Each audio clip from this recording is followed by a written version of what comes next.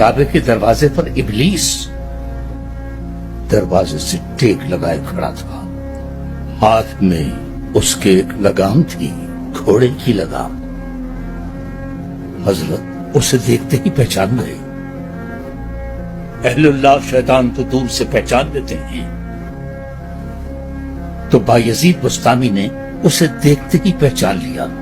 शशदर रह गए।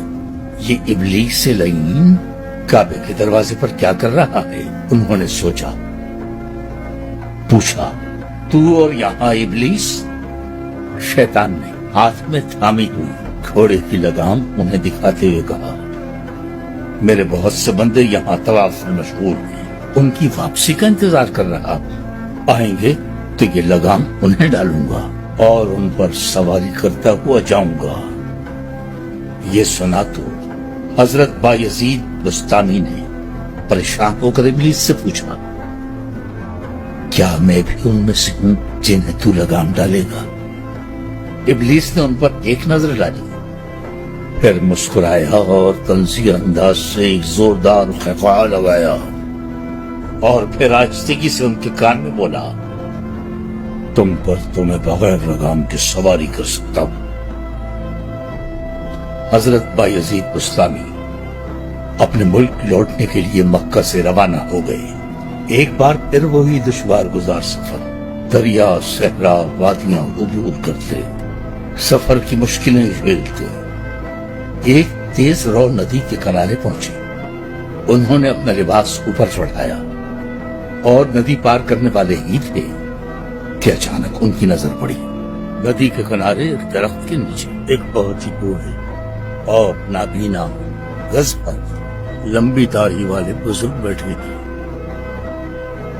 वो बुजुर्ग के पास गए, हाल अहवाल दरियाफ्त किया। बुजुर्ग बोले, बीनाई से महरूम हूं फर्जंद, हज करके लौटा हूं और परेशान बैठा हुआ हूं।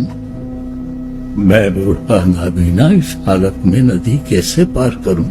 हजरत बायजीद बुस्तामी का दिल भर आया। उन्होंने एकदम से उस बुजुर्ग को उठाकर अपने कंधों पर बिठा लिया और पानी में उतर गए। पानी का बहाव खासा तेज था। बहरहाल किसी तरह वो नदी पार कर रहे थे, लेकिन अभी ऐन दरमियान ही में पहुंचे थे कि बुजुर्ग ने झुककर हजरत के कान में सरगोशी की। कहा था ना तुमसे कि तुम पर तो बगैर लगाम के सवारी कर सकता हूं। तो फिर शैतान कहां? शैतान को तलाश करने निकलो तो यहां भी मिलेगा, वहां भी मिलेगा। इस जोम में मत रहना कि बच जाओगे उससे। बगैर लगाम के सवारी कर सकता है। हम जैसों की क्या औकात है? जब हजरत बायजीद बुस्तामी ना महफूज रह सके उससे।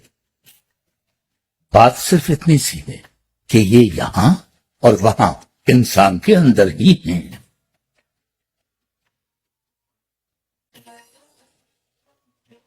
क़ल्ब मोमिन राव किताबश क़ुव्वतस्त, हिकमतश हब्लुल वरीद मिल्लतस्त। बोलो, समझ आए मानी इसके? इसीलिए कहा गया कि तलाश करना हो तो यहां ढूंढो न वहां, सिर्फ अपने अंदर तलाश करो।